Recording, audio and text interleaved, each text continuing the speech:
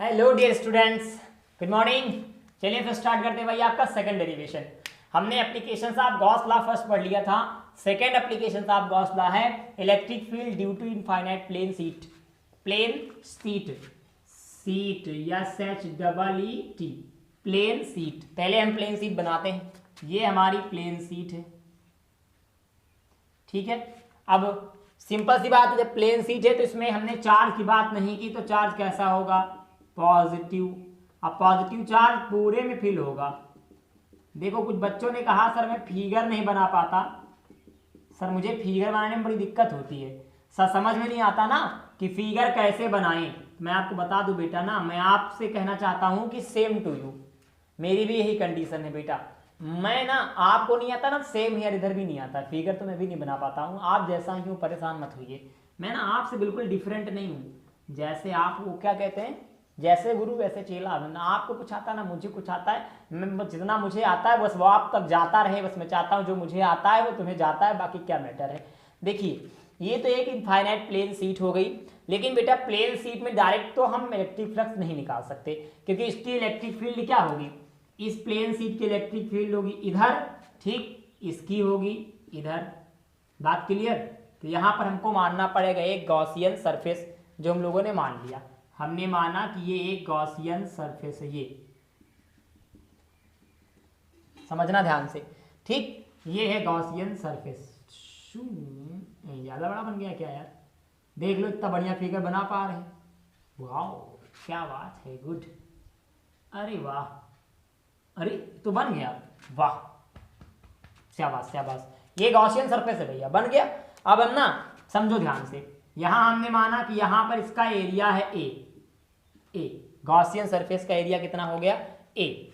हमने मान लिया कि एक पॉइंट पी है यहां से आर डिस्टेंस पे, और इसी पर हमको इलेक्ट्रिक फील्ड बताना है। इसी तरफ एक पॉइंट पी इधर भी कर लो तुम, ये एक पॉइंट इधर भी है और डिस्टेंस दोनों तरफ की सेम है, मतलब ये मिड में हमने एरिया ए माना है।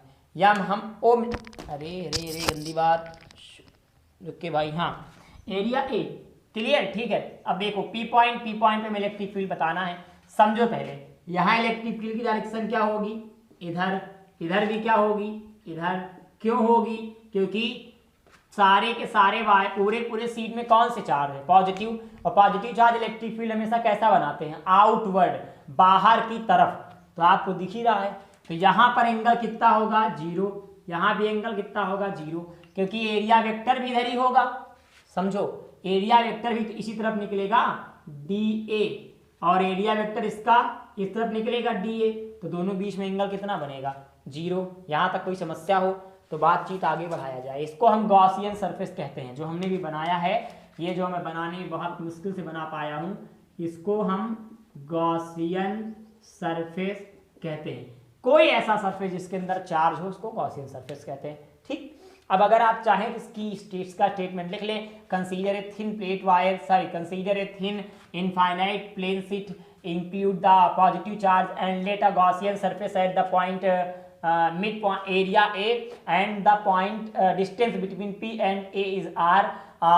Find the electric field at the point P. बस आप बाकी अपने हिसाब से आप एडजस्ट कर लीजिएगा। चलिए हम स्टार्ट करते हैं। Electric flux from both side हम क्या लेंगे?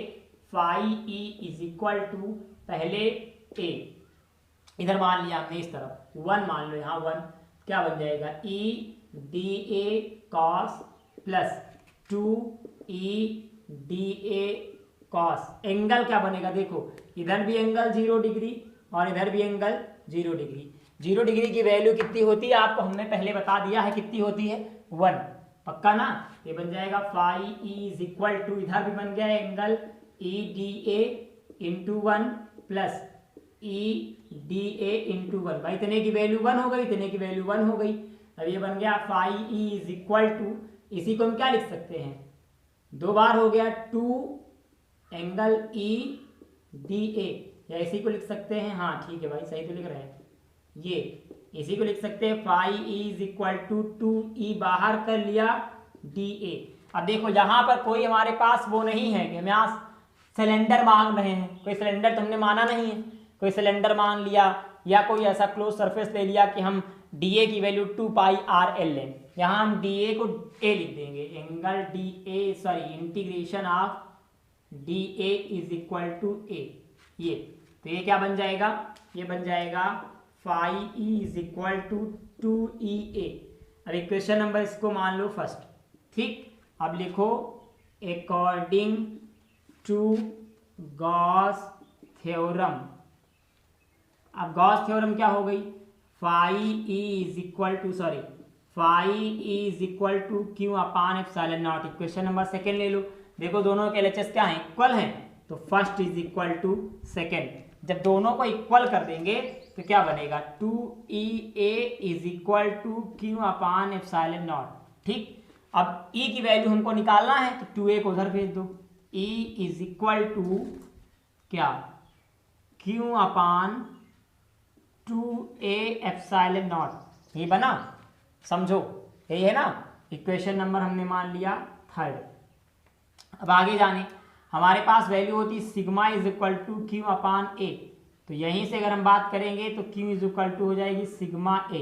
ये मतलब कहाँ से आया, ये है सरफेस चार्ज डेंसिटी, हमने पढ़ा था। यहाँ हमने ए क्यों लिया, क्योंकि यहाँ पर सीट है, अगर तार होता वायर होता तो एल लेते, सीट है तो ए ले रहे हैं, अगर कोई क्यूब होता तो वी लेते। अब अगर हम इसकी बात करें तो यहाँ से आगे सॉल्व कहीं भी हो सकता है, यही वैल्यू पुट कर दो आराम से। दिख रहा पता नहीं आपको कि नहीं है, तो मुझे पता नहीं है, तो मैं फिगर इरेज कर रहा हूँ ना, मैंने इसको गड़बड़वा दिया। अब अगर इसे हम आगे सॉल्व करें बेटा, बालक एन बालकों, भाइयों एन बहनों, तो ये बन जाएगा, ये वैल्यू उठा के यहाँ रख दो, लिखो पुट द वैल्यू ऑफ किसकी, क्यू, कहाँ पर, in equation number third. Put करो जरा, E is equal to sigma A upon 2A epsilon naught, A से कैंसिल हो गया तो E is equal to sigma upon 2 epsilon naught. ये आपकी वैल्यू प्रूफ हो गई और आपको यही प्रूफ करना था, ठीक है। फिर मिलेंगे हम नेक्स्ट वीडियो में।